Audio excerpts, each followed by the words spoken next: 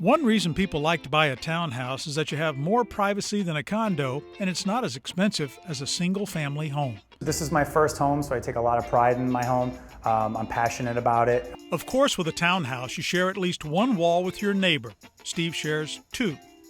We are adjacent to 2 units, so I have one on the left, one on the right. I'm the middle unit.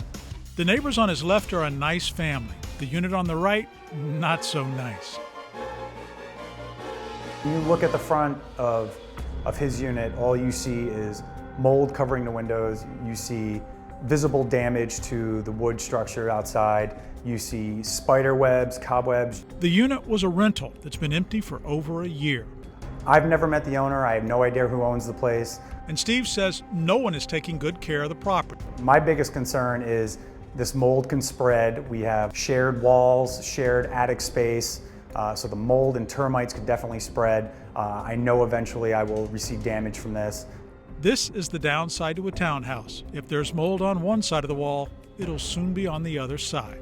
That will infect the integrity of my unit. It will infect, the health of my wife, my pets, and myself, which to me is my biggest concern. Give Steve credit. He has tried to get someone to do something. I can't get any help from my association. I can't get any help from the city. I can't get any help from the county. No one can help, and so Steve has to just sit and wait. Every day I wake up wondering if, all of a sudden my ceilings are going to start turning black, or I'm going to get water damage. Well, Howard, no agency will do anything about the townhouse. If you're next door, do you have to live with this? The problem? Nothing has started to affect Steve's townhouse yet, and the law does not provide a remedy to prevent harm. It only provides it once the harm occurs.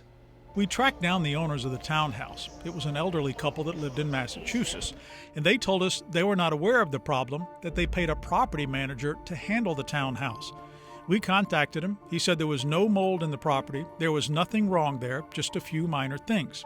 He said the proof there was no mold, that someone was moving in September. They didn't. But by November, the property was cleaned up, repaired, and painted. Now ready for rental. If mold or something dangerous is about to spread to your townhouse or condo, find a way to track down the owner of the property or the person responsible for it. If they won't correct the problem, put them on notice in writing that they have created a nuisance and you are going to sue them. Let them know that when you win, they will have to pay your legal bills. Every day someone's been here doing something.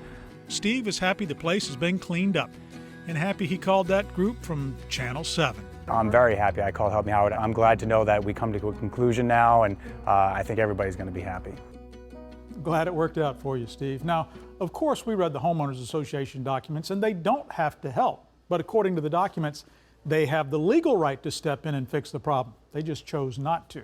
So if you're in a spot like Steve, pressure the management company and the board to help before it's too late. Had a problem so long it's growing mold, want to be walled off from it?